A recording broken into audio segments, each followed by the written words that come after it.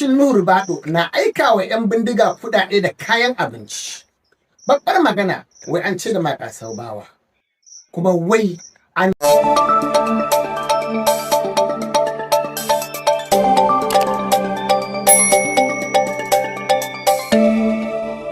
na zaton wuta a maƙera sai kuma ga kururuwar tashin ta can a masaka.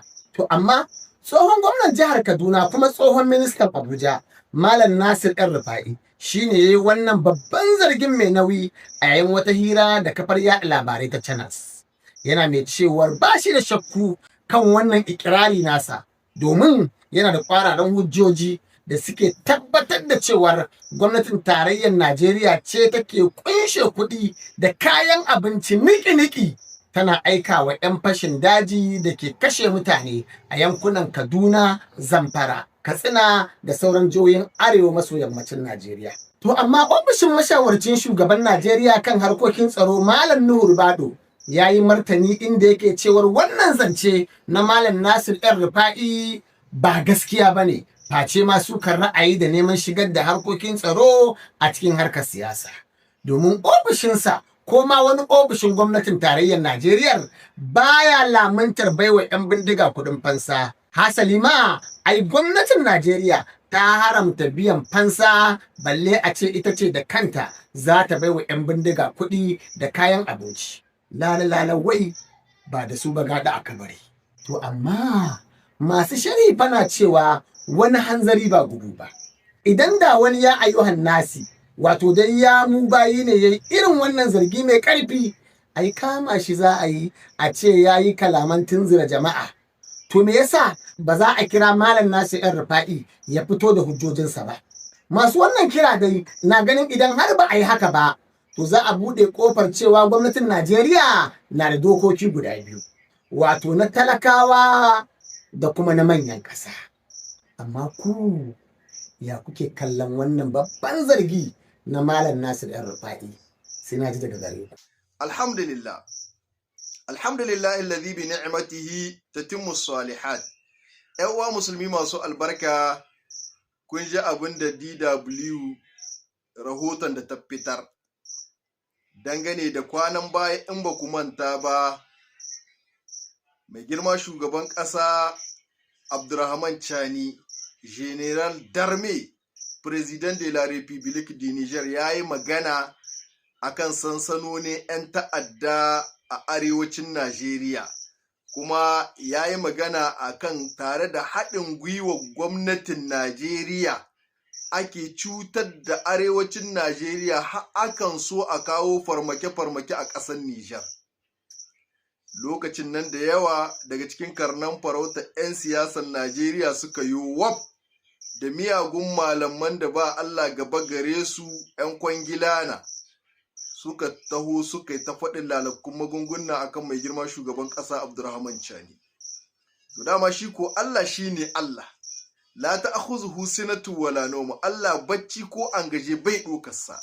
Wasi'a kursiyyuhu samawati wal ard wala ya'uduhu hifdhuhuma wa huwa al-aliyyul azim. Ya shimfiɗa kursiyinsa yana kallon kowa da komi, iliminsa ya yalwaci sama da ƙasa. Babu abin da zai buwaye Allah na kiyayewa sararin samaniya ko ƙasa ko sama. Allah maɗaukakin sarki ya sa abin da ake yi. Yau sai ga shi El-Rufai ya hito ya faɗi gaskiya cewa su Nuhu Ribadu da hannunsu ne ake ta'addanci a Najeriya. In ba ku manta ba, Tinubu bai hito ya yi magana ba, Nuhu Ribadu shi ya hito ce wannan magana ba gaskiya ce ba, abin da ya hora ya yi masa. To yau ga shi, ga dai El-Rufai na ya faɗi, ya ce duk wani ta'addanci da ake yi a arewacin Najeriya na 'yan ta'adda da 'yan kidnapping, to su ke ɗaukan maƙudan kuɗi suna bayarwa suna ba su abinci. To yanzu ba mu san komi karnan farauta 'yan siyasar Najeriya za su cewa ba, da miyagun malamai 'yan kwangila komi za su cewa akan wannan magana. Tunda mai girma shugaban ƙasa Abdurrahman Chani ya yi wannan magana, sun kai mai ca, sun kai ta magunguna. Ta yau ga dai El-Rufai ya faɗi gaskiya, kuma wannan ita ce magana ta gaskiya. Mutanen Najeriya duk a bar yaudarar ku, ana cutar ku, ana ha'intar ku da cewa an kasa tsaro. Wannan ba gaskiya ne ba. Babu wanda ya ƙarfin gwamnati wallahi. da haka mutanen Najeriya ku san ciyon kanku, ba wanda ya yi ƙarfin gwamnati a zo ana kashe ku kamar kyashi da sunan gwamnati, kuma sa'annan zaɓe ya taho kuma dan mutum bai san ciyon kai ne ba shi zo shi dangwala ma mutumin nan ƙuri'a, gobe a taho a kame ubanka a tai da shi. Da haka ku san ciyon kanku. Ƙarya ne, babu wanda ya yi ƙarfin gwamnati, wa Abella Turji, wa Allah Kurawa, wa Aboko Haramun, wa Assu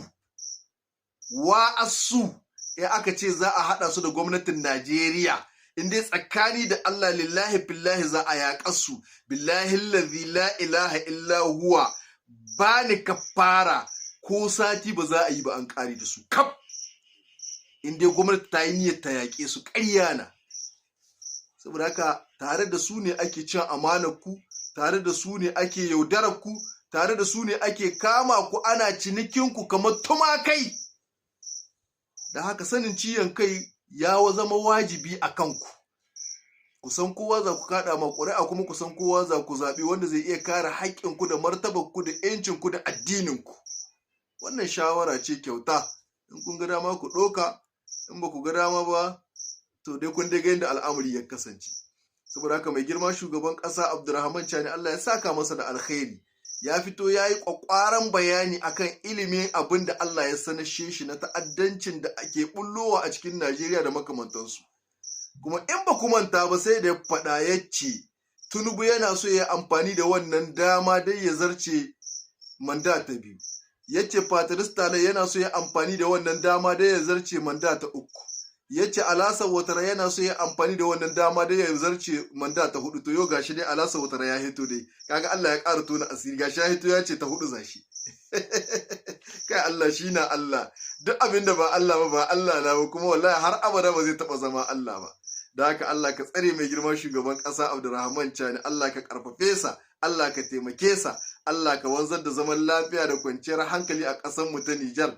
Allah ka taimaki ƙasar Nijar, Allah ka ɗaga tutar ƙasar Nijar, Allah ka bunƙasar da arzikin ƙasar Nijar, Allah ka buwayar da ƙasar Nijar. Bi rahmatika ya arhamar rahimin, ya hayyu ya qayyum, ya zal jalali wal ikram. Assalamu alaikum wa rahmatullahi wa barakatuh.